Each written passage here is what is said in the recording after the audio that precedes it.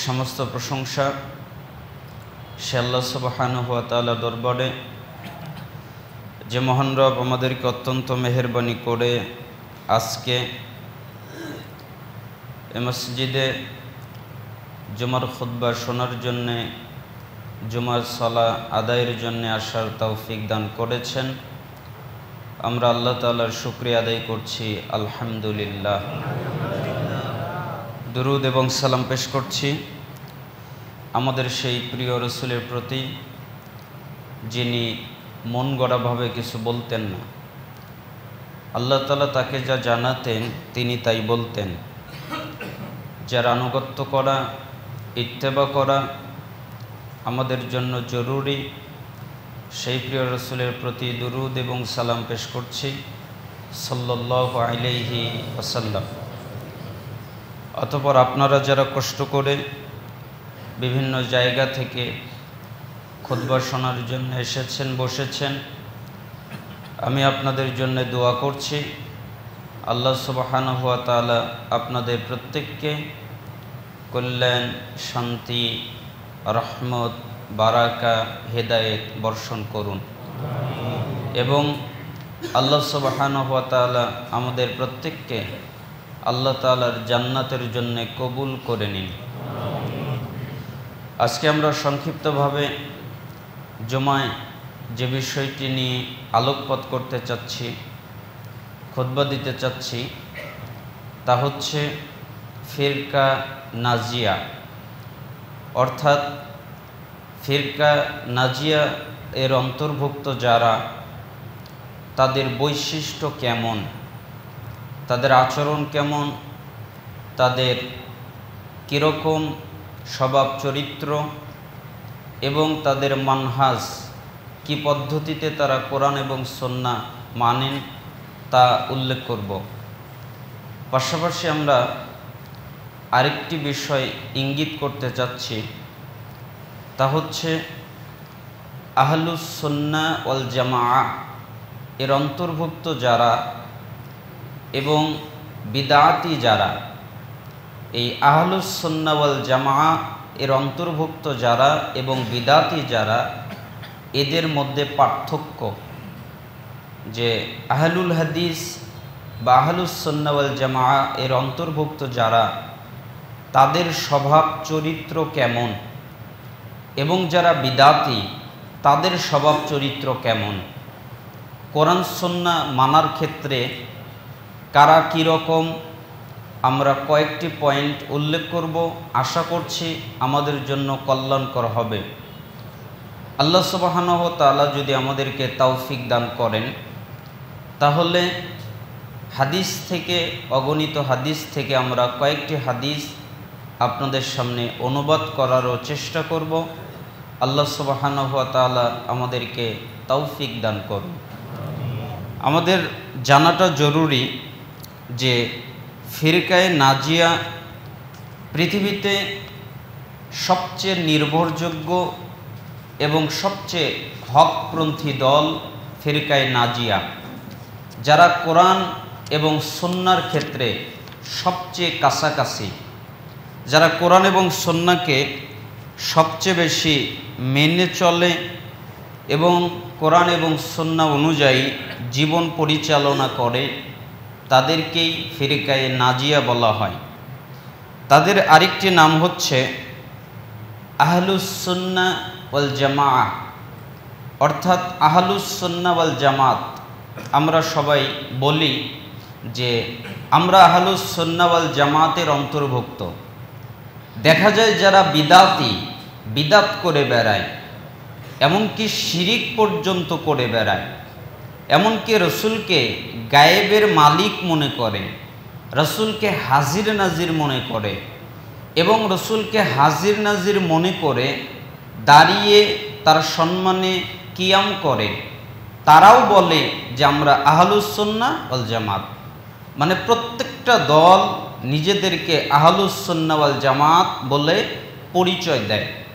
মূলত আহলুস সুন্নাহ ওয়াল জামাত কারা? আহলুস সুন্নাত ওয়াল জামাত হলো তারাই যারা আকীদা এবং আমলের ক্ষেত্রে সুন্নাতকে আঁকড়ে ধরে এবং তার উপরে ঐক্যবদ্ধ থাকে, আকীদা বিশুদ্ধ থাকে এবং তারা সুন্নাতের ক্ষেত্রে কঠোর। বলে না যে এরা কঠোরপন্থী, এই কথাটা একদিক থেকে ঠিক আছে। কেন? আপনারা যেমন বিদাতের দিক থেকে কঠোরপন্থী বিদাতি, ঠিক আমরা সুন্নাতের দিক থেকে কঠোরপন্থী সুন্নাতি। আমরা সুন্নাতকে কঠোরভাবে আঁকড়ে ধরি। আল্লাহ নবী সাল্লাল্লাহু আলাইহি ওয়াসাল্লাম আমাদেরকে যেভাবে সুন্নাতকে আঁকড়ে ধরতে বলেছেন, আমরা সেভাবেই সুন্নাতকে আঁকড়ে ধরি। এই অর্থে আপনাদের কাছে আমরা কঠোরপন্থী। তাহলে আহলুস সুন্নাহ ওয়াল জামাত হলো তারাই যারা আকীদা এবং আমলের ক্ষেত্রে সুন্নাতকে আঁকড়ে ধরে, সুন্নাতকে অগ্রাধিকার দেয় এবং সুন্নাতের উপরেই তারা ঐক্যবদ্ধ থাকে। এক্ষেত্রে তারা অন্য কোনো দিকে দৃষ্টি দেয় না। কে কি করছে না করছে এদিকে তাদের খেয়াল নাই। তাদের খেয়ালটা হলো সুন্নাতের মধ্যে এই আমলটা আছে কিনা, সুন্নাতের মধ্যে এই আকীদাটা আছে কিনা, সুন্নাতের মধ্যে এই বিশ্বাসটা আছে কিনা। এদের চিন্তা চেতনা হলো এটাই। এ কারণেই তাদেরকে আহলুস সুন্নাত ওয়াল জামাত নামকরণ করা হয়েছে। মূলত এরাই হচ্ছে আহলুস সুন্নাহ ওয়াল জামাত। কেননা তারা সুন্নাতের ধারক এবং সুন্নাতের বাহক। তাদেরকে আহলে জামাতও বলা হয়, কারণ তারা সর্বদা সুন্নাতের উপরে জামাতবদ্ধ থাকে, ঐক্যবদ্ধ থাকে। আর বিদাতীদের অবস্থার প্রতি যদি তাকানো যায় তাহলে বোঝা যায় যে তারা আকীদা এবং আমলের ক্ষেত্রে বিভিন্ন দলে বিভক্ত। প্রত্যেক বিদাতির দিকে আপনি খেয়াল করবেন, দেখবেন যে বিদাতীদের আকীদা একরকম নয়, এক একজনের আকীদা এক এক রকম, এবং তারা আমলের ক্ষেত্রেও এক রকম নয়, আমলের ক্ষেত্রেও ভিন্নতা রয়ে গেছে। বিদাতীদের অবস্থা হলো এরকম। তাদের এই অবস্থা এটাই প্রমাণ করে যে তারা যে পরিমাণ বিদাত তৈরি করেছে তারা সেই পরিমাণ সুন্নাত থেকে দূরে সরে গেছে। তার মানে একটা মানুষ যতটুকু বিদাত তৈরি করবে, যতটুকু বিদাত আবিষ্কার করবে, সে সুন্নাত থেকে তত দূরেই চলে যাবে। আমাদের একটা হাদিস মনে পড়ে গেল। রাসূল সাল্লাল্লাহু আলাইহি ওয়াসাল্লাম বলেন যে একদিন সাহাবী বললেন যে ইরবাদ বিন সারিয়া, যে একদিন রাসূলুল্লাহ সাল্লাল্লাহু আলাইহি ওয়াসাল্লাম আমাদের মধ্যে বের হয়ে আসলেন। এরপরে তিনি আমাদের সামনে এমন আলোচনা করলেন তাতে আমাদের অন্তরটা ভয় পেয়ে গেল আর আমাদের চক্ষু দিয়ে পানি গড়িয়ে পড়তে লাগলো। আমরা ভয় পেলাম এবং আমরা কান্নাকাটি শুরু করে দিলাম। মুহাদ্দিসিনে কেরাম বলছেন এখানে ভয় পাওয়া এবং কান্নাকাটির দুটি অর্থ। একটা অর্থ হলো রাসূল সাল্লাল্লাহু আলাইহি ওয়াসাল্লাম এমন ভাষণ দিলেন যে ওইটা শুনে সাহাবীদের মনটা গলে গেল এবং তারা এত জাহান্নামের প্রতি ভয় পেলেন, এই কারণে তাদের চোখ দিয়ে পানি পড়ে গেল।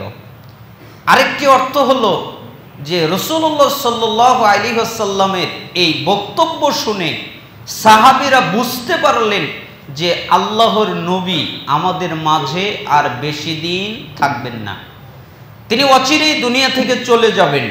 তার বক্তব্যের মধ্যে এটাই বোঝা যাচ্ছে, তাই সাহাবীরা কেঁদে দিলেন। অধিকাংশ মুহাদ্দিসিনে কিরাম এটাকেই মত দিয়েছেন যে রাসূল সাল্লাল্লাহু আলাইহি ওয়াসাল্লামের ইন্তেকালের সংবাদ পাওয়া গেল এই হাদিস থেকে, তাই সাহাবীরা ভয় পেলেন, তাই সাহাবীরা কেঁদে দিলেন। তখন সাহাবায়ে কেরাম জিজ্ঞেস করলেন, ইয়া রাসূলুল্লাহ, আপনি তো মনে হচ্ছে বিদায়ী ভাষণ দিচ্ছেন, হয়তোবা আপনি আমাদের কাছ থেকে দূরে চলে যাবেন, ইন্তেকাল করবেন, আমাদেরকে ছেড়ে যাবেন, এটা আমাদের মনে হচ্ছে। তো মনে হচ্ছে আপনি বিদায়ী ভাষণ দিচ্ছেন। যেহেতু বিদায়ী ভাষণ দিচ্ছেন, তাই যাওয়ার আগে আমাদেরকে কিছু উপদেশ দান করেন, আমরা কি পালন করব, কি আমল করব, কোন অনুযায়ী আমরা পরিচালিত হব। তখন রাসূল সাল্লাল্লাহু আলাইহি সাল্লাম বললেন, উসিকুম বিতাকওয়াল্লাহ, আমি তোমাদেরকে আল্লাহকে ভয় করার উপদেশ দিচ্ছি। কাকে ভয় করার উপদেশ দিচ্ছি? আল্লাহকে।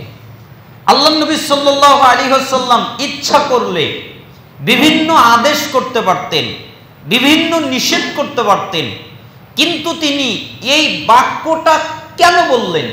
মুহাদ্দিসিনে কেরাম বলছেন, এই বাক্যটা বলার মধ্যে লুকিয়ে রয়েছে, বোঝা যায় যে একটা মানুষের কলবের ভিতরে যদি আল্লাহর ভয় থাকে তাহলে সে হারাম কাজ করবে না, পাপের কাজ করবে না, জুলুম করবে না, অত্যাচার করবে না, অন্যায় করবে না, এই সমস্ত কাজ থেকে বিরত থাকবে। তাই আল্লাহ রাসূল সাল্লাল্লাহু আলাইহি সাল্লাম আল্লাহকে ভয় করার কথা বললেন, উসিকুম বিতাকওয়াল্লাহ, তোমরা আল্লাহকে ভয় করবে। ওয়াসসামা'i ওয়াত-তাআ ওয়া ইন তাআম্মারা আলাইকুম আবদুন, আর তোমাদের মধ্যে যারা নেতা হবে তার কথা শুনবে এবং মানবে, যদিও একজন কৃতদাস তোমাদের নেতৃত্ব দেয়। তার মানে একজন কৃতদাসও যদি নেতা হয়ে যায় তাহলে তার কথা শুনবে, মানবে। এখানে রাসূল সাল্লাল্লাহু আলাইহি সাল্লাম কথাটাকে এইভাবে বললেন, ওয়াসসামা'i, শুনবে, ওয়াত-তাআ, এবং আনুগত্য করবে। কেন আগে শোনার কথা বললেন? কারণ একটা মানুষ ভুল ইনফরমেশন দিতে পারে, ভুল কথা বলতে পারে, এই জন্য আগে কথাটা শুনতে হবে যে কথাটা ঠিক আছে কিনা। যদি কথা ঠিক থাকে তাহলে তোমরা আনুগত্য করবে, যদি কথা ঠিক না থাকে তাহলে তোমরা আনুগত্য করবা না। এর জন্য আগে কথা শুনবে। وَإِنَّهُ مَنْ يَعِشْ مِنْكُمْ بَعْدِي فَسَيَرَى اخْتِلَافًا كَثِيرًا فَعَلَيْكُمْ بِسُنَّتِي وَسُنَّةِ الْخُلَفَاءِ الرَّاشِدِينَ الْمَهْدِيِّينَ عَضُّوا عَلَيْهَا بِالنَّوَاجِذِ। আর শোনো, তোমরা যারা আমার পরে জীবিত থাকবে, আমার পরে বেঁচে থাকবে, তারা দেখতে পাবে অনেক ইখতিলাফ, মানে মতভেদ, একজনের সাথে আরেকজনের মিল নেই। একজন এক কথা বললে আরেকজন আরেক কথা বললে, একজন বলে মাসালা এটা, আরেকজন বলে মাসালা এটা, এটা বলে তথ্য এটা, আরেকজন বলে তথ্য এটা।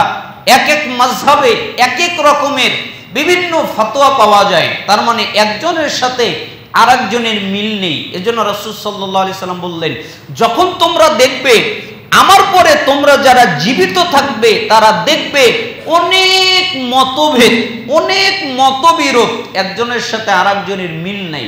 ওই অবস্থায় যদি তোমরা পড়ে যাও তাহলে তোমাদের উপরে আবশ্যক কর্তব্য হলো আমার সুন্নাত এবং আমার খোলাফায়ে রাশিদিনের সুন্নাতকে তোমরা শক্ত করে আঁকড়ে ধরবে।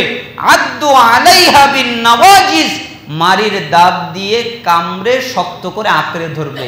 মারির দাঁত দিয়ে আঁকড়ে ধরলে যেরকম কোন কাপড়কে ধরলে কাপড়কে টেনে সরানো যায় না, ছিটানো যায় না, ঠিক তুমি সুন্নাতকে আমলের মাধ্যমে আঁকড়ে ধরবে যেন তোমার থেকে কখনো সুন্নাতকে সরানো না যায়, সুন্নাতকে দূরে সরিয়ে নিয়ে নেওয়া না যায়। এজন্য তোমরা সুন্নাতকে কি করবে? আঁকড়ে ধরবে। এজন্যই আহলুস সুন্নাহ ওয়াল জামাআত যারা, তারা আকীদার ক্ষেত্রে, আমলের ক্ষেত্রে, বিশ্বাসের ক্ষেত্রে, সর্বক্ষেত্রে তারা সুন্নাতকে আঁকড়ে ধরে এবং ইখতিলাফ দেখলে, মতভেদ দেখলে তারা কোনো মানুষের দিকে ফিরে যায় না, তারা কোনো লোকের দিকে ফিরে যায় না, তারা কোনো ইমামের দিকে ফিরে যায় না, তারা সরাসরি রাসূলুল্লাহ সাল্লাল্লাহু আলাইহি সাল্লামের সুন্নাতের দিকে ফিরে যায়। ঠিক না? আমাদের ইখতিলাফ দেখলে কার দিকে ফিরে যেতে হবে? যখন ইখতিলাফ ঘটেই গেল তখন আমরা বললাম না না না, এই হুজুর তো বড় হুজুর, এই হুজুর তো বড় আলেম, এই হুজুর তো মুফতি সাহেব, এই হুজুর তো আলেম সাহেব, তাহলে এর কাছে জিজ্ঞেস করে জেনে নিই। এরকম করা যাবে না। যে কোরআন এবং সুন্নাহর কথা বলবে সে যদি একটা মুসিও হয়, সে যদি একটা মেথরও হয়, আর তার কাছে যদি কোরআন সুন্নাহ থাকে আমরা তার কাছ থেকে ওটা গ্রহণ করব। আর একটা মুফতিও যদি কোরআন সুন্নাহ না বলে আমরা ওই মুফতির কথাকে গ্রহণ করব না। আমাদের দেখতে হবে কোরআন এবং সুন্নাহ। এটাই হচ্ছে আহলুস সুন্নাহ ওয়াল জামাআত, এদের আকীদা, এদের বৈশিষ্ট্য, এরাই হচ্ছে আহলুস সুন্নাহ ওয়াল জামাত। আহলুস সুন্নাহ ওয়াল জামাত এবং বিদাতি যারা, এদের মধ্যে একটা পার্থক্য আপনাদের সামনে উল্লেখ করছি। ইবনুল কাইয়িম রাহিমাহুল্লাহ তিনি আস সওয়াইকুল মুরসালাহ কিতাবের, যেটা দারুল আসিমা রিয়াদ থেকে ছাপা হয়েছে প্রথম সংস্করণে 1408 হিজরিতে, তার তৃতীয় খণ্ডের 1180 থেকে 1185 পৃষ্ঠায় তিনি বিস্তারিতভাবে আলোচনা করেছেন যে আহলুস সুন্নাহ এবং যারা আহলুল বিদআহ, আহলুস সুন্নাত যারা সুন্নাতের অন্তর্ভুক্ত এবং যারা বিদাতি, যারা বিদাতের অন্তর্ভুক্ত, তাদের মধ্যে 10টি পার্থক্য আছে। কয়টি পার্থক্য? উনি এখানে 10টি পার্থক্য উল্লেখ করেছেন। আমরা যদি গবেষণা করি তাহলে আরও হয়তো বের হবে, কিন্তু আমরা ওনারটাকে যদি আপনাদের সামনে উল্লেখ করি তাহলে দেখবেন যে সবগুলোই প্রায় মিলে গেছে। পার্থক্যগুলো কি? ইবনুল কাইয়িম রাহিমাহুল্লাহ উনি বলেন যে আহলুস সুন্নাত এবং যারা বিদাতি, এদের মাঝে পার্থক্য বর্ণনা করতে গিয়ে তিনি বলেন আহলুস সুন্নাহ ওয়াল জামাত এবং বিদাতিদের মধ্যে 10টা পার্থক্য আছে। তার মধ্যে একটা পার্থক্য হলো, 1 নাম্বার, সুন্নাতপন্থীরা সুন্নাত পালনের উদ্দেশ্যে মানুষের মতকে পরিহার করে। যারা সুন্নাত মানে তারা সুন্নাত পালন করার জন্য মানুষের মতকে কি করে? পরিহার করে, মানুষের মতকে মানে না। অপরদিকে বিদাতিরা সুন্নাতকে ছেড়ে দেয় আর মানুষের কথাকে গ্রহণ করে, মানে উল্টা। আহলুস সুন্নাহ ওয়াল জামাত মানুষের কথা ছেড়ে দেয় সুন্নাত মানার জন্য, আর বিদাতিরা কি করে? ওরা সুন্নাতকেই ছেড়ে দেয় মানুষের কথাকে মানার জন্য। তাহলে এটা একটা বড় পার্থক্য। আপনি যদি সমাজের দিকে খেয়াল করেন তাহলে দেখবেন, আপনি বলবেন কোরআনে আছে, আপনি বলবেন হাদিসে আছে, আর সে বলবে যে বিদাতি, সে বলবে বাদ দাও তোমার কোরআন, বাদ দাও তোমার সুন্নাহ, বাদ দাও তোমার হাদিস। আমার হুজুর কি বোঝে না? আমার হুজুর কি কোরআন হাদিস পড়ে নাই? তাদের কি কোরআন হাদিসের জ্ঞান নাই? তারা কি মূর্খ? তারা কি দাওরাই হাদিস করে নাই? তারা কি মুফতি পাস করে নাই? যাও, তোমরা কি কোরআন হাদিস বেশি বোঝো তাদের চাইতে? এই জন্য তারা বিদআতকে গ্রহণ করবে, মানুষের মতামতকে গ্রহণ করবে, আর সুন্নাতকে তারা দেওয়ালে ছুঁড়ে ফেলে দিবে। এজন্যই একজন ইমাম বলেছিলেন যে বিদাতিদের একটা আশ্চর্যজনক আচরণ হলো যে এরা আল্লাহর চেয়ে, আল্লাহর রসুলের চেয়ে মানুষের মতামতকে গুরুত্ব দেয় বেশি। কেন? এদেরকে যখন বলবেন আল্লাহ বলেছে তখন নাক সিটকাবে, আবার যদি বলেন আল্লাহ রসুল বলেছে তখন নাক সিটকাবে। কেন? মুনাফিকদের তো আচরণ, ওয়াইদা কিলা লাহুম তাআলাউ ইলা মা আনজালাল্লাহু ওয়া ইলার রাসূল ক্বালু, আর যখন তাদেরকে বলা হয় তোমরা আসো আল্লাহর দিকে এবং রসুলের দিকে, তখন আপনি মুনাফিকদেরকে দেখবেন তারা আপনার কাছ থেকে দূরে সরে যাচ্ছে, তারা আপনার কথাকে গ্রহণ করছে না। আল্লাহর দিকে আসতে বললে, রসুলের দিকে আসতে বললে তারা মুখ ফিরিয়ে নেয়। ঠিক যারা বিদাতি তাদেরকে যদি কোরআনের কথা বলা হয়, সুন্নাতের কথা বলা হয়, তখন তারা তা গ্রহণ করে না, কিন্তু যখন ইমামের কথা বলা হয় তখন তারা নির্দ্বিধায় গ্রহণ করে। ঠিক না? এজন্য ইবনুল কাইয়িম রাহিমাহুল্লাহ বললেন যে 1 নম্বর হলো সুন্নাতপন্থীরা সুন্নাত পালনের জন্য মানুষের মত ছেড়ে দেয়, আর বিদাতিরা সুন্নাতকে ছেড়ে দেয় আর মানুষের মতকে গ্রহণ করে। 2 নম্বর, সুন্নাতপন্থীরা সর্বদা রাসূল সাল্লাল্লাহু আলাইহি ওয়াসাল্লামের সুন্নাতকেই প্রাধান্য দেয়। মানুষের কথা যদি সুন্নাতের সাথে মিলে যায় তাহলে গ্রহণ করে, আর না হলে গ্রহণ করে না। এটা হলো সুন্নাতপন্থীরা। আর বিদাতিরা সুন্নাত পালন করতে গিয়ে মানুষের রায়কে প্রাধান্য দেয়, মানুষকে রায়কে প্রাধান্য দিয়ে থাকে। মতটি সুন্নাতের সাথে মিলে গেলে মেনে নেয়, আর যদি সুন্নাতের সাথে না মেলে তাহলে সুন্নাতকে ছেড়ে দেয়, মানুষের যুক্তিটাকে গ্রহণ করে নেয়, মানুষকে রায়কেই গ্রহণ করে নেয়। এরা হলো বিদাতি। বিদাতিদের আরেকটি আচরণ হলো 3 নম্বর, সুন্নাতপন্থীরা সারাই কোনো দ্বন্দ্বের সময় কোরআন এবং সুন্নাহর দিকে ফিরে যায়। যেমন সূরা নিসার 59 নম্বরে এসেছে যে তোমরা যদি ইখতিলাফ দেখো তাহলে আল্লাহ এবং রাসূলের দিকে ফিরে যাও। এটাই হলো সুন্নাতপন্থীদের একটা আদর্শ। তারা যদি কোনো দ্বন্দ্ব দেখে তাহলে ওই দ্বন্দ্বের সময় কোরআনের দিকে ফিরে যায়, সুন্নাতের দিকে ফিরে যায়। অপরদিকে বিদাতিরা ইমামদের মতের দিকে ফিরে যেতে চায়। তারা যদি দ্বন্দ্ব দেখে, দলাদলি দেখে, ইখতিলাফ দেখে, তখন তারা কোরআন এবং সুন্নাহ এর দিকে ফেরে না, তারা ফিরে যায় ইমামদের মতামত, ইমামদের মতামতের দিকে। তারা কি মত দিয়েছে ওই মতের দিকে তারা অগ্রসর হয়। 4 নম্বর হলো এটা, সুন্নাতপন্থীরা রাসূল সাল্লাল্লাহু আলাইহি সাল্লামের পক্ষ থেকে যদি কোনো আমল প্রমাণিত হয় তাহলে তারা আমল করতে কোনো দ্বিধা করে না। এটা হলো 4 নম্বর। মানে সুন্নাতপন্থীরা যদি বোঝে যে এই আমলটা রাসূল থেকে প্রমাণিত, তাহলে আর কোনো কথা নাই। কে বলেছে? রাসূল বলেছেন, ঠিক আছে আমি আজকে থেকে এই আমল করব। পক্ষান্তরে বিদাতিরা এর থেকে অনেক দূরে। তাদের কাছে যদি প্রমাণিতও করে দেওয়া হয় যেটা রাসূল বলেছেন, তবু তারা রাসূলের সুন্নাত অনুযায়ী আমল করবে না, তারা বিদাত অনুযায়ী আমল করবে। 5 নম্বর হলো সুন্নাতপন্থীরা দলিলের ব্যাপারে রাসূল সাল্লাল্লাহু আলাইহি সাল্লাম ছাড়া কোনো লেখনী বা কোনো ব্যক্তির দিকে সম্বন্ধ করে না, বরং তাদের নিসবত শুধু কোরআন এবং সুন্নাহর দিকে। এটা হলো সুন্নাতপন্থীরা। আর বিদাতিরা বলে অমুক ইমাম এটা বলেছে, অমুককে জিজ্ঞেস করেছিলাম এটা বলেছে, তমুক সেটা বলেছে, এইভাবে তারা কোরআন সুন্নাহকে এড়িয়ে যায়।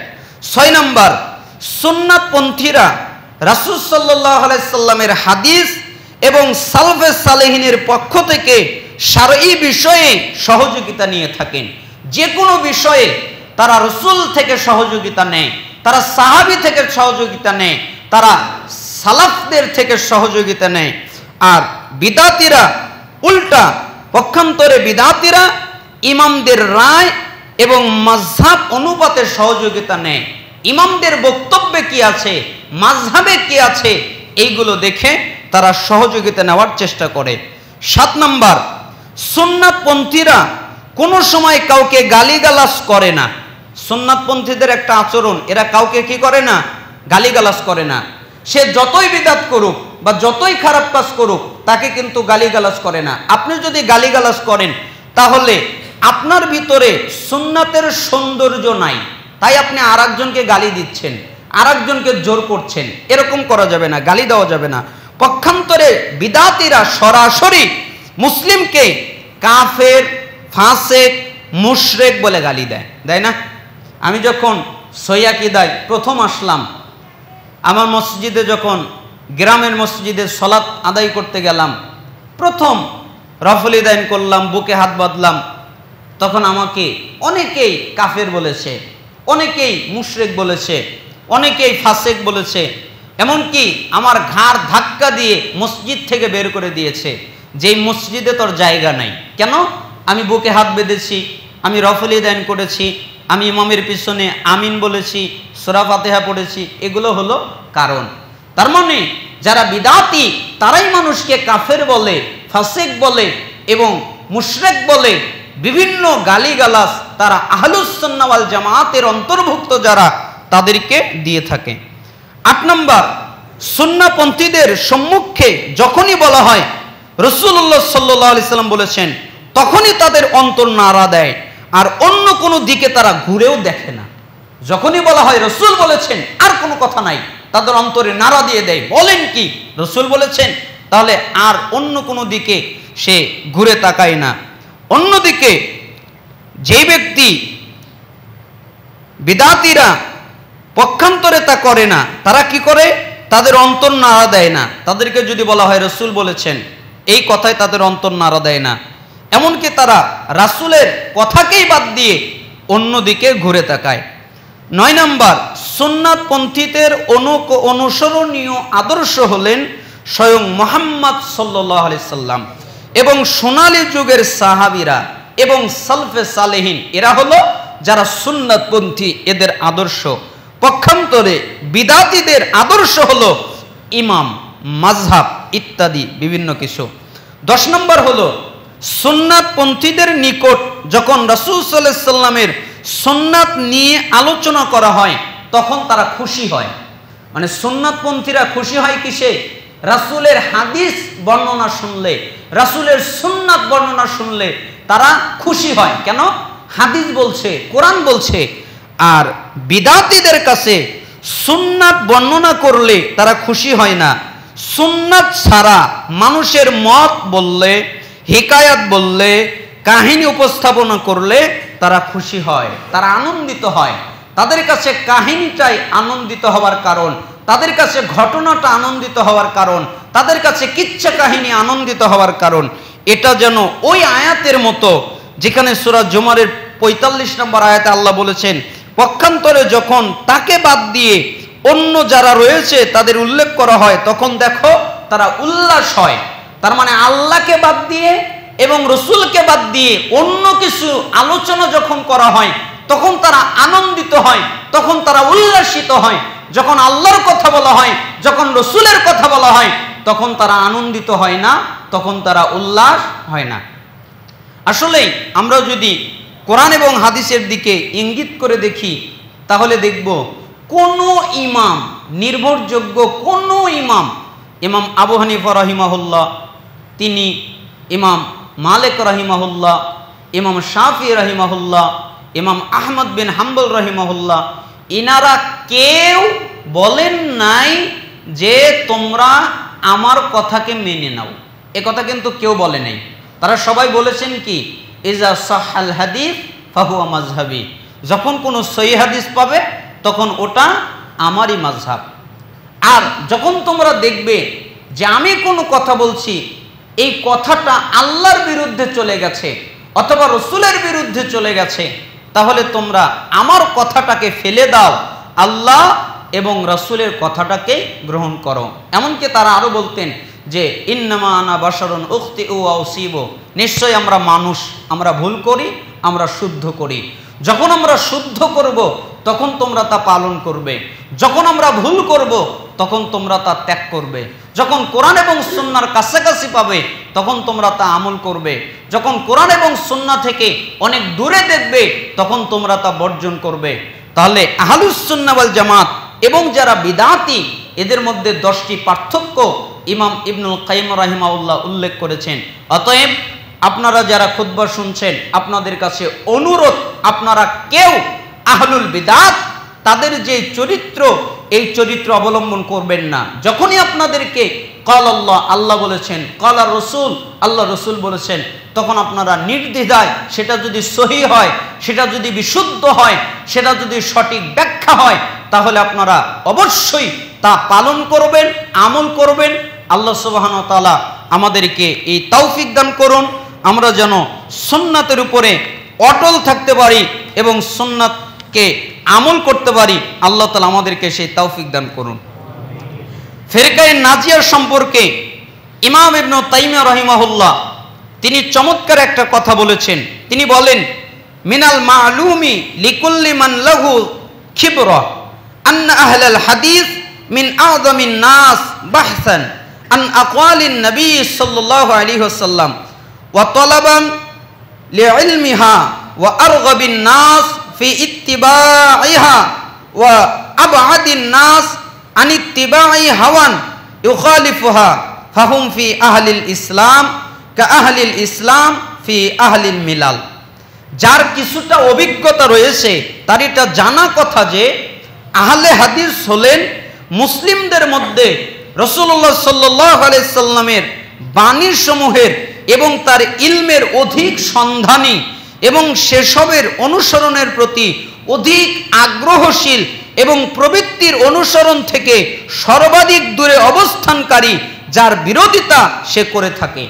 মানে আহলুল হাদিস যারা, তারা মুসলিমদের মধ্যে সবচেয়ে বেশি রাসূল সাল্লাল্লাহু আলাইহি সাল্লামের বাণী সমূহের এবং তার ইলমের সন্ধানী। তারা খোঁজে যে রাসূল কি বলেছেন, তার বাণী খোঁজে, তার ইলম খোঁজে এবং ওইগুলোর প্রতি অনুসরণ করে রাসূল যা বলেছেন, এবং প্রবৃত্তি যা বলে তা থেকে তারা দূরে থাকে। এটা হলো তাদের একটা চরিত্র। মুসলিমদের মধ্যে তাদের অবস্থান এমন মর্যাদাপূর্ণ যেমন সকল জাতির মধ্যে মুসলমানদের মর্যাদাপূর্ণ অবস্থান। অর্থাৎ মুসলিমদের মধ্যে আহলুল হাদিস ওই রকম মর্যাদাবান, যেই রকম মর্যাদা তাম পৃথিবীর সমস্ত মানব জাতির উপরে মুসলমানদের মর্যাদা সবচেয়ে বেশি। ঠিক মুসলমানদের মধ্যে যারা আহলে হাদিস, আহলুস সুন্নাহ ওয়াল জামাআত, তাদের মর্যাদা আল্লাহ তাআলার কাছে আরো বেশি। তিনি অন্যত্র আরো বলেন, ওয়ামিন আহলিস সুন্নাহ ওয়াল জামাআ মাযহাবুন কদীমুন মারুফুন ক্বাবলা আন ইয়াখলুকাল্লাহ আবা হানিফা ওয়া মালিকা ওয়া শাফিঈ ওয়া আহমদ ফাইন্নাহু মাযহাবুস সাহাবা আল্লাযীনা তালাক্কাউহু আন নাবিয়্যিহিম। শোনো, আবু হানিফা, মালিক, শাফি এবং আহমদের জন্মের বহু পূর্ব থেকেই আহলুস সুন্নাহ ওয়াল জামাআতের প্রাচীন একটি মাযহাব ছিল সুপরিচিত। সেটি হলো সাহাবায়ে কেরামের মাযহাব, যারা তাদের নবীর কাছ থেকে সরাসরি ইলম অন্বেষণ করেছেন। আচ্ছা বলেন তো, ইমাম আবু হানিফা রাহিমাহুল্লাহ এবং রাসূল সাল্লাল্লাহু আলাইহি সাল্লামের ইন্তেকালের প্রায় ৮০ হিজরিতে ইমাম আবু হানিফা রাহিমাহুল্লাহর জন্ম হয়। তার মানে রাসূল সাল্লাল্লাহু আলাইহি সাল্লামের ইন্তেকালের প্রায় ৭০ বছর পরে তার জন্ম। তাহলে তো ওই যখন জন্ম হয় তখনই তো আর সে ইলমের মানে গভীরতা লাভ করে না। তারপরেও আমরা জানি ইতিহাসে তিনি ব্যবসা করতেন, তারপরে তার ভিতরে ইলমের খোরাক জুগলো, তিনি ইলম অন্বেষণ করলেন। আমরা ধরলাম ২০ বছর পর থেকে যদি সে ইলম অন্বেষণ করে, তাহলে রাসূলুল্লাহ সাল্লাল্লাহু আলাইহি সাল্লামের প্রায় ৯০ বছর পর থেকে সে ইলম অন্বেষণ করে। আরেকটা কথা ধরলাম, তার মৃত্যু হলো ১৫০ হিজরিতে তিনি মৃত্যুবরণ করেন। তার জন্মকালে তো আর কেউ মাযহাব বানায় নাই, তাই না? জন্মকালে তো মাযহাব বানাবে আর ইমাম আবু হানিফা রাহিমাহুল্লাহটা সহ্য করবেন এরকম তো না। অতএব তিনি যখন মৃত্যুবরণ করলেন, তাহলে আমরা ধরলাম রাসূল সাল্লাল্লাহু আলাইহি সাল্লামের ইন্তেকালের ১৪০ বছর পরে তিনি মৃত্যুবরণ করলেন। এরপরে না হয় ধীরে ধীরে ধীরে তার মাযহাবটা প্রসারিত লাভ করলো, তারপরে তার মাযহাব বললেন। আমরা জানি যে ইমাম আবু হানিফা রাহিমাহুল্লাহর ইন্তেকালের প্রায় ৪০০ বছর পরে মাযহাব প্রতিষ্ঠিত হয়েছে।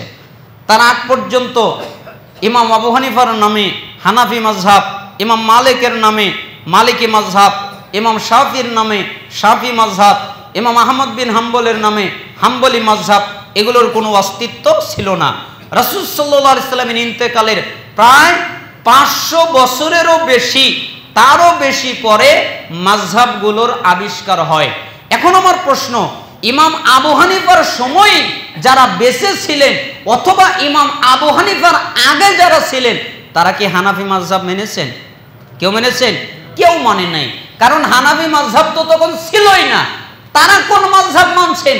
অবশ্যই সেটা সাহাবায়ে কেরামের মাযহাব।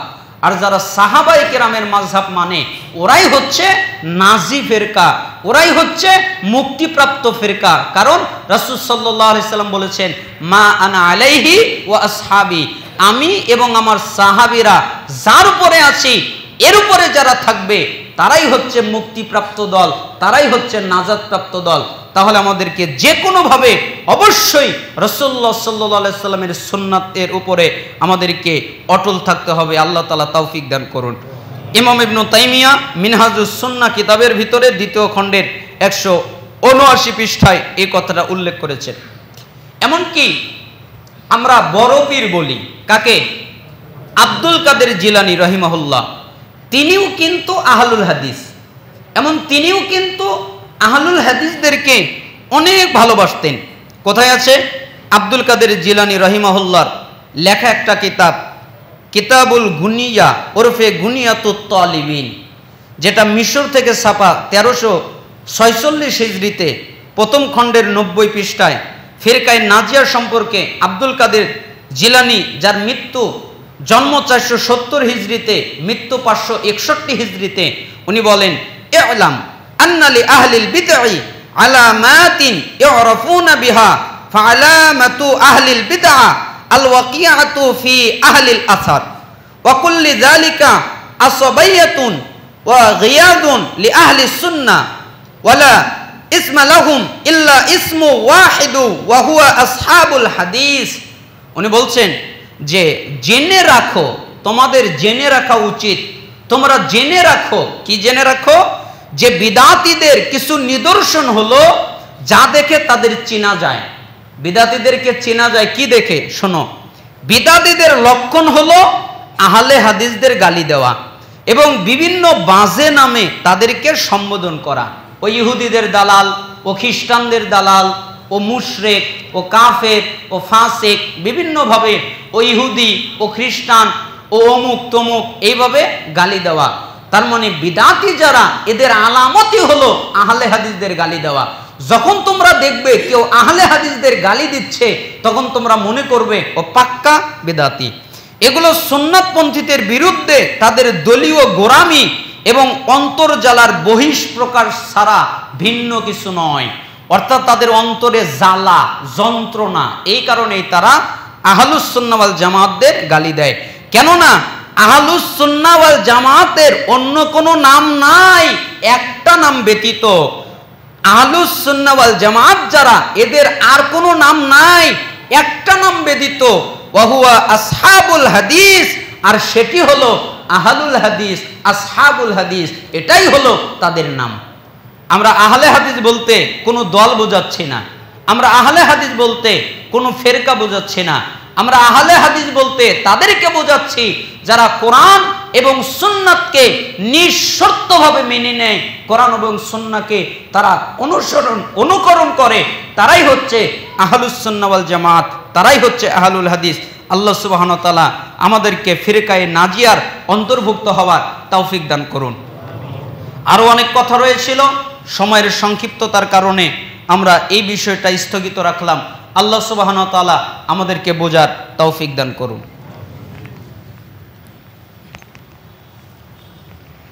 আলহামদুলিল্লাহ ওয়াহদা ওয়াসসালাতু ওয়াসসালামু আলা রাসূলিল্লাহ, আম্মা বাদ। সমস্ত প্রশংসা আল্লাহ তাআলার জন্যে। সালাত এবং শান্তি বর্ষিত হোক আমাদের প্রিয় নবী মুহাম্মদ সাল্লাল্লাহু আলাইহি ওয়াসাল্লামের প্রতি। আপনাদেরকে আমি একটা ছোট্ট নসিহত করতে চাচ্ছি। তার আগে একটি কথা, যে অনেক ভাই আমাকে বলেছে যে ফিলিস্তিনের মাটিতে মুসলমানদের উপরে নির্যাতন করা হচ্ছে, এমনকি ভারতে মুসলমানদের মসজিদগুলো ভেঙে গুড়িয়ে দেওয়া হচ্ছে, মুসলমানদের উপরে অত্যাচার করা হচ্ছে, মুসলমানদের উপরে নির্যাতন করা হচ্ছে। জি, আমরা এই বিষয়ে যদি কোরআন এবং হাদিসের কাছে পরামর্শ চাই, তাহলে আমরা দেখব 5379 নম্বরে একটা হাদিস এসেছে মিশকাতুল মাসাবিহে। সাওবান রাদিয়াল্লাহু আনহু তিনি বলেন যে পৃথিবীর যত জাতি আছে তারা তোমাদের বিরুদ্ধে ঐক্যবদ্ধ হবে, যেরকম একটা দস্তরখানের দিকে, খাবারের পাত্রর দিকে সবাই ঐক্যবদ্ধ হয়, খাবারের টেবিলের দিকে খাবার খাওয়ার জন্য সবাই একত্রিত হয় না? যে যেখানেই থাকুক, যখন খাবার খেতে চায় তখন তারা একত্রিত হয়। ঠিক তোমরা যারা মুসলমান, তোমাদের বিরুদ্ধে সবাই ঐক্যবদ্ধ হবে ওই খাবারের টেবিলের মতো করে। ওই টেবিলটা হলো মুসলমান, আর চতুর্দিকে যারা খাবার খেতে আসছে তারা হলো অন্য অন্য জাতি। এরপরে রাসূল সাল্লাল্লাহু আলাইহি সাল্লাম বললেন, সাহাবীরা বললেন, হে আল্লাহর নবী, আমরা কি তখন সংখ্যায় খুব অল্প হব? তখন রাসূল সাল্লাল্লাহু আলাইহি সাল্লাম বললেন, না, তোমরা সংখ্যায় অনেক বেশি হবে, অনেক বেশি, কিন্তু তোমাদের অবস্থা হবে স্রোতে ভেসে যাওয়া আবর্জনার মতো। আবর্জনা যেরকম স্রোতে ভেসে যায়, তার কোনো শক্তি নেই, তার কোনো সামর্থ্য নেই, তার কোনো ক্ষমতা নেই, সে কিছু করতে পারে না, ঠিক তোমাদের অবস্থা এরকম হবে। আর শোনো, আল্লাহ তাআলা তোমাদের হৃদয়ের ভিতরে ওহন ঢুকিয়ে দিবেন। তখন সাহাবায়ে কেরাম জিজ্ঞেস করলেন, আল্লাহর নবী, ওহন কি? তখন তিনি বললেন, হুব্বুদ দুনিয়া ওয়া কারাহিয়াতুল মাউত, দুনিয়ার ভালোবাসা, মৃত্যুকে অপছন্দ করা। তার মানে এই হাদিস থেকে আমরা বুঝলাম, যখন মুসলমানেরা দুনিয়াকে ভালোবাসবে এবং মৃত্যুকে অপছন্দ করবে, মরার ভয়, জিহাদ করতে ভয় পাবে, জিহাদ করতে যেতে চাইবে না, মৃত্যুকে ভয় পাবে, তারা মৃত্যুকে ভয় করে ঘরে বসে লুকিয়ে থাকবে, তারা মৃত্যুর সামনে যেতে চাইবে না, ঠিক তখনই অন্য অন্য জাতিরা তাদের বিরুদ্ধে ঐক্যবদ্ধ হয়ে তাদেরকে নিঃশেষ করে দিবে। আমরা দেখতে পাচ্ছি মুসলমানদের উপরে নির্যাতন করা হচ্ছে, আর এই নির্যাতন এর যতগুলো কারণ আছে তার ভিতরে একটা জরুরি কারণ হলো মুসলমানদের অন্তরের ভিতরে দুনিয়ার মহাব্বত ঢুকে গেছে, ঠিক না? কারণ সাহাবীদের হৃদয়ের ভিতরে দুনিয়ার মহাব্বত ছিল না, এই জন্য তারা ছিল বিজয়ী। আর আমাদের অন্তরের ভিতরে দুনিয়ার ভয়, দুনিয়ার মহাব্বত ঢুকে গেছে, এই জন্য আমরা বিজয়ী নয়, আমরা হচ্ছে পরাজিত। আমরা পরাজিত হয়ে যাচ্ছি। আমরা সামনের জুমার খুতবায় আমরা বিস্তারিতভাবে আরেকটা হাদিস দিয়ে উল্লেখ করার চেষ্টা করব। আল্লাহ সুবহানাহু ওয়া তাআলা আমাদেরকে তৌফিক দান করুন। আপনাদেরকে আমি একটা নসিহত করছি এবং আমি এটা এই মসজিদে রেখে যাব। আপনারা সবাই বা যারা পারেন এটা ফটোকপি করে নেওয়ার চেষ্টা করবেন। আপনাদেরকে একটা পাপ থেকে আমি সতর্ক করছি। সেই পাপটা হলো কোনো অবস্থায়, যে কোনো অবস্থায়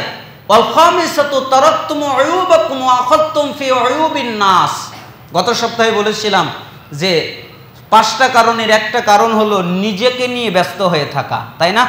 আমরা সময়ের ব্যবধানে বলতে পারি নাই। এই জন্য আরেকজনের চিন্তা করবেন না, আরেকজনের চিন্তা করার আপনার দরকার নেই। আপনাকে শুধু নিজের চিন্তা করতে হবে যে কিভাবে আমি আমাকে জাহান্নাম থেকে বাঁচাতে পারি, কিভাবে আমি আমাকে আল্লাহর আযাব থেকে বাঁচাতে পারি। এর জন্য একটা জরুরি কারণ হলো গীবাত। আমরা অনেকে এটা করি, তাই না? আহলে হাদিস যারা তারাও করি, আহলুস সুন্নাহ ওয়াল জামাতের অন্তর্ভুক্ত যারা তারাও করি, আর বিদাতি যারা তারাও তো করে। তাদের মধ্যেও ভালো আছে, কিন্তু অধিকাংশ মানুষ এই পাপের মধ্যে জড়িত। এজন্য আপনাদেরকে সংক্ষিপ্তভাবে অনুরোধ করছি, গীবত যে পথের শেষ জাহান্নাম। গীবত হলো কোনো মানুষের অবর্তমানে তার সম্বন্ধে এমন কিছু বলা যা শুনলে সে অপছন্দ করবে। সেটা হতে পারে শারীরিক কোনো ত্রুটি বা বংশগত কোনো হীনতা কিংবা চারিত্রিক কোনো সমস্যা। এছাড়াও কথায়, কাজে, দিনে, এমনকি তার পোশাক, বাড়ি, গাড়ি সম্পর্কে যদি তার অপছন্দনীয় কিছু বলা হয় তাহলেই তা গীবতের অন্তর্ভুক্ত। যেমন সহিহ মুসলিমের ইসলামিক ফাউন্ডেশন 6357 নম্বর হাদিসে রাসূল সাল্লাল্লাহু আলাইহি সাল্লাম বলেছেন, তোমরা তোমাদের ভাইয়ের ব্যাপারে এমন কথা বলা যা সে অপছন্দ করে। তার মানে আমি যদি আমার অন্য কোনো মুসলমান ভাইয়ের ব্যাপারে এমন কথা বলি যা সে অপছন্দ করে তাহলেই সেটা গীবত। গীবতের অনেক ভয়াবহতা আছে। যেমন গীবত করা হারাম আর অনেক বড় একটি কবিরা গুনাহ। খাঁটি তওবা ব্যতীত গীবতের গুনাহ মাফ হবে না। এমনকি পবিত্র কোরআনে সূরা হুজুরাতের 12 নম্বর আয়াতে আল্লাহ তাআলা বলেছেন, তোমরা একে অপরের গোপনীয় বিষয় অনুসন্ধান করো না, আর তোমরা একে অপরের পিছনে নিন্দা করো না, গীবত করো না। তার মানে গীবত করা নিষিদ্ধ। কোরআনুল কারীমে গীবতের ভয়াবহতা সম্পর্কে যে কঠিন শব্দ ব্যবহার করা হয়েছে, অন্য কোনো গুনাহের ক্ষেত্রে ততটা রুক্ষ ভাষা ব্যবহার করা হয়নি। যেমন আল্লাহ তাআলা বলেছেন, তোমরা একে অপরের গোপনীয় বিষয় অনুসন্ধান করো না এবং একে অপরের পিছনে নিন্দা করো না। তোমাদের মধ্যে কেউ কি মৃত ভাইয়ের গোশত খাওয়াকে পছন্দ করো? অবশ্যই তোমরা তা পছন্দ করবে না। সুতরাং তোমরা আল্লাহকে ভয় করো, আল্লাহ তওবা গ্রহণকারী, পরম দয়ালু। সূরা হুজুরাত আয়াত 12। তার মানে মৃত মানুষ মারা গেলে তার গোশত খেলে যেরকম নিন্দনীয়, যারা গীবত করে তারা ওই রকম নিন্দনীয়। কোরআনের এই আয়াত দ্বারা বোঝা যায়। যেমন সূরা হুমাজা 1 নম্বর আয়াত, দুর্ভোগ রয়েছে ওয়াইলুল লিকুল্লি হুমাজাতিল লুমাজা, ওই সব ব্যক্তির জন্য যারা সামনে এবং পিছনে মানুষের গীবত করে বেড়ায়, কুৎসা রটনা করে বেড়ায়। এমনকি সুনানে আবু দাউদ 4881 নম্বর হাদিসের মধ্যে এসেছে, রাসূল সাল্লাল্লাহু আলাইহি সাল্লাম বলেন, যে ব্যক্তি অপর কোনো মুসলিমের গীবত করে এক লোকমা ভক্ষণ করলো, আল্লাহ তাআলা তাকে এজন্য জাহান্নাম হতে সমপরিমাণ ভক্ষণ করাবেন। আর যে ব্যক্তি অপর মুসলিমের দোষ ত্রুটি বর্ণনার পোশাক পরবে, আল্লাহ তাকে অনুরূপ জাহান্নামের পোশাক পরিধান করাবেন। আর যে ব্যক্তি অপর ব্যক্তির কুৎসা রটিয়ে খ্যাতি বা প্রদর্শনীয় স্তরে পৌঁছবে, আল্লাহ তাআলা কিয়ামতের দিন তাকে ওই খ্যাতি, ওই প্রদর্শনীর জায়গাতেই জাহান্নামে স্থান করে দেবেন। যেমন হাদিসে আরও এসেছে, যখন আল্লাহ তাআলা আমাকে উপরে নিয়ে গেলেন তখন আমি দেখতে পারলাম এমন কিছু লোক যাদের নখ হলো তামার তৈরি, তারা তাদের নখ দিয়ে তাদের মুখটাকে ক্ষতবিক্ষত করছে, বুকটাকে ক্ষতবিক্ষত করছে। তাই আমি জিবরাইলকে জিজ্ঞেস করলাম, মান হাউলা ইয়া জিবরিল, হে জিবরাইল এরা কারা? তখন বললেন, হে আল্লাহর নবী, এরা হলো তারা যারা মানুষের গোস্ত ভক্ষণ করত, তার মানে মানুষের গীবত করে বেড়াতো এবং মানুষের পিছনে লেগে থাকতো, তাদেরকে শাস্তি দেওয়া হবে। আবু দাউদ 4878 নম্বর হাদিস। এমনকি রাসূল সাল্লাল্লাহু আলাইহি সাল্লাম বলেছেন, তোমরা কি জানো প্রকৃত গরিবকে? তখন সাহাবায়ে কেরাম বললেন, আমরা তো মনে করি আমাদের মধ্যে যার টাকা নেই, পয়সা নেই, ধন দৌলত নেই, সেই হলো গরিব। তখন রাসূল সাল্লাল্লাহু আলাইহি সাল্লাম বললেন, না, তোমাদের মধ্যে সবচেয়ে ওই ব্যক্তি গরিব যে ব্যক্তি দুনিয়া থেকে সালাত, সিয়াম, যাকাত আর অনেক ইবাদত নিয়ে সে কবরে চলে গেছে, কিন্তু সে অন্যায়ভাবে কারো সম্পদ খেয়েছে, অন্যায়ভাবে কাউকে অপবাদ দিয়েছে, অন্যায়ভাবে কাউকে গালি দিয়েছে, গালি দেওয়ার অভিযোগ নিয়ে উপস্থিত হবে, তখন তার নেকি হতে পরিশোধ করা হবে।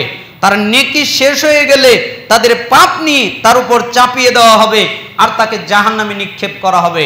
তার মানে আমি যার ক্ষতি করেছি আমার নেকি তাকে দিয়ে আল্লাহ পুষিয়ে দিবেন। যদি নেকি শর্ট পড়ে যায় তাহলে আল্লাহ তার থেকে পাপ নেবেন এবং ওই পাপটা আমার ঘাড়ে দিয়ে আমাকে আল্লাহ তাআলা জাহান্নামে ঢোকাবেন, তাকে মুক্তি দিয়ে দিবেন, এরকম হবে। অতএব আমাদের উচিত হচ্ছে মানুষের গীবত না করা। গীবত থেকে বাঁচার জন্য 6টা নসিহাত। 1 নম্বর হলো গীবত আল্লাহকে অসন্তুষ্ট করে আর নেক আমল নষ্ট করে, এই ভাবনা মানুষকে গীবত থেকে বাঁচাতে পারে।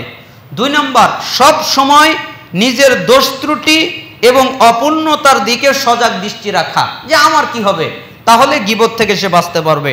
3 নম্বর, নিজের মধ্যে নেই এমন দোষ অন্য কারো মধ্যে দেখলে আল্লাহ নিয়ামতের শুকরিয়া আদায় করা, আলহামদুলিল্লাহ এই দোষটা আমার মধ্যে নাই, তার মধ্যে আছে, তার বদনাম করা নয়, নিজেকে সংশোধন করা। 4 নম্বর, এই চিন্তা করা যে যাকে অপমান করার জন্য আমি গীবত করছি সে তো কিয়ামতের দিন আমার নেকিগুলো নিয়ে সম্মানিত হয়ে যাবে আর তার পাপগুলো আমাকে কাঁধে নিয়ে আমাকে লাঞ্ছিত হতে হবে, আমি নষ্ট হয়ে যাব, ধ্বংস হয়ে যাব, আর সে সম্মানিত হয়ে যাবে, আমি লাঞ্ছিত হয়ে যাব, এই কথা স্মরণ করা। 5 নম্বর, গীবত করার সময় এই কল্পনা করা যে আমি তো মৃত ভাইয়ের গোস্ত খাচ্ছি, এই চিন্তা করা।